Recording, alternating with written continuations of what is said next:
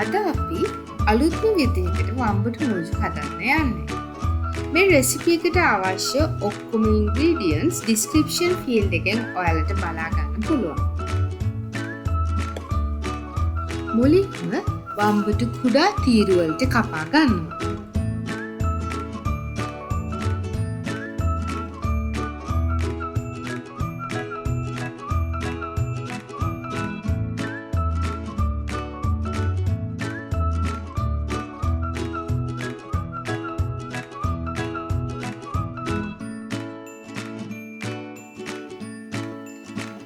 අපි දැන් කහ ටිකකුත් ඒකට දාලා හොඳින් අනා ගන්නවා.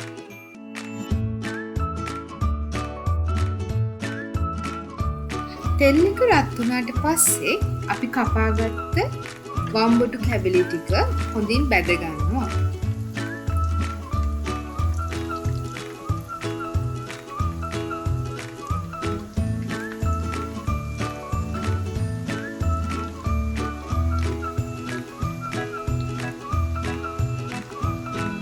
වම්බටු කැබලි රන්වන් පාට වෙනකම් බැද ගන්න ඕනේ. විනාඩි 5-10ක් යද්දී ඒක ලස්සනට රන්වන් පාටට එනවා. ඒ අතර විනාකිරි වල විනාඩි 20ක් විතර තෙමෙන්න තිබුණ අබ ටික බ්ලෙන්ඩ් කර ගන්න.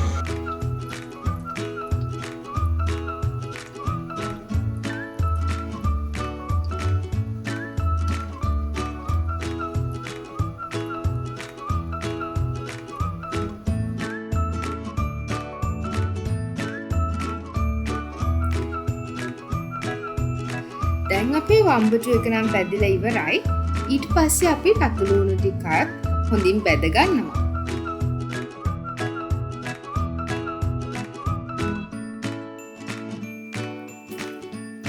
අපේ රතු ලුණුත් දැන් ලෑස්ති. දැන් අපේ මිරිස් ටිකයි ඊට පස්සේ කරපිංචා ටිකයි හොඳින් බැද ගන්නවා. ඒකත් විනාඩි 2-3ක් බැදගත්තාම හොඳටම ඇති.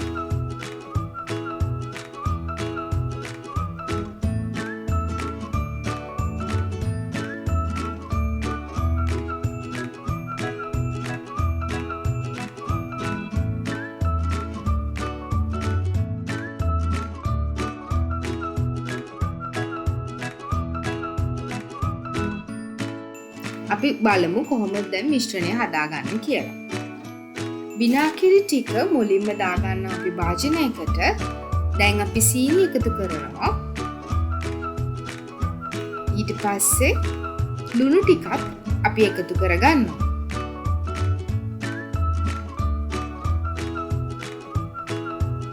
දැන් කෑලි මිරිස් ටිකත් අපි එකතු කරගෙන අන්තිමට අපි ගම්බිරිස් ටික එකතු කරගන්නවා. දැන් අපි හොඳින් මිශ්‍ර කරගන්නවා මේ මිශ්‍රණය.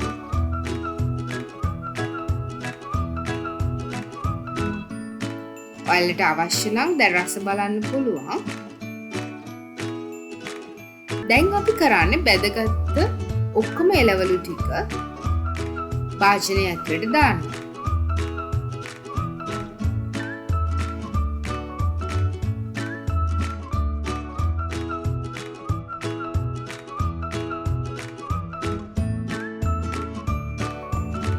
දැන් අපි බැදගත් එළවලු ටිකයි හදාගත්ත පේස්ට් එකයි හොඳින් මිශ්‍ර කරනවා.